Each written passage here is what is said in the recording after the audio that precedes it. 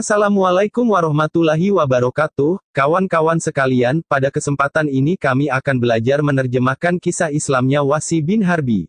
Imam Tobroni telah meriwayatkan hadis dari Ibnu Abbas, dia berkata, pada suatu hari, Nabi mengutus seseorang untuk menjumpai Wasi bin Harbi, orang yang pernah membunuh Hamzah, untuk mengajaknya masuk Islam. Kemudian Wasi mengirim utusan kepada Nabi sambil berkata, "Wahai Muhammad, bagaimana kamu mengajakku kepada Islam, sedangkan kamu berkata, bahwa barang siapa yang membunuh pamanku yaitu Hamzah dan orang yang berbuat syirik atau berzina, maka dia akan mendapatkan balasan atas dosanya, yaitu akan dilipat gandakan azabnya pada hari kiamat dan akan kekal di dalam neraka dalam keadaan hina dina, sedangkan aku telah melakukan semua itu, maka adakah keringanan untukku?" Setelah itu Allah menurunkan ayat Al-Quran yang artinya, kecuali orang-orang yang bertaubat dan beriman dan beramal soleh, mereka itulah yang Allah ganti keburukan mereka dengan kebaikan dan Allah Maha Pengampun lagi Maha Penyayang.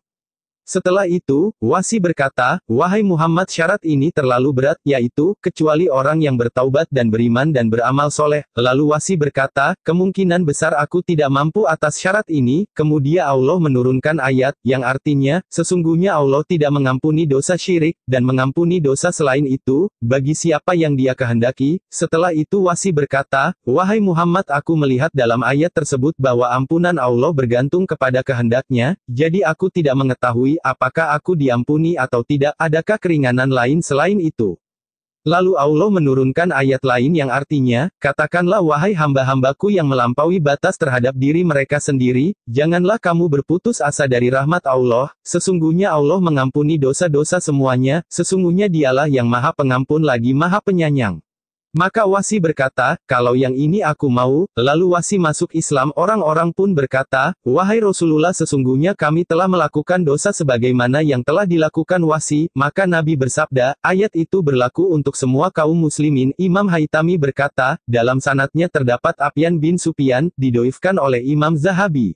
Menurut riwayat Imam Bukhari, dari Ibnu Abbas dia berkata, sesungguhnya orang-orang dari kalangan musyrik telah banyak membunuh dan banyak berzina, lalu mereka datang kepada Nabi, dan mereka berkata, sesungguhnya apa yang kamu katakan dan dakwakan itu, semuanya benar, seandainya engkau beritahu kami ada penghapusan dosa atas apa yang kami kerjakan dulu, tentu kami akan masuk Islam. Maka turunlah ayat, yang artinya, dan orang-orang yang tidak menyembah Tuhan yang lain beserta Allah dan tidak membunuh jiwa yang diharamkan Allah membunuhnya, kecuali dengan alasan yang benar, dan tidak berzina, barang siapa yang melakukan demikian itu, niscaya dia mendapat pembalasan dosanya. Lalu turun ayat lain, katakanlah, wahai hamba-hambaku yang melampaui batas terhadap diri mereka sendiri, janganlah kamu berputus asa dari rahmat Allah. Dan Imam Muslim juga dan Imam Abu Daud dan Imam Nasa'i telah meriwayatkan sebagaimana dalam kitab Aini. Imam Baihaqi telah meriwayatkannya juga dengan lafaz yang sama.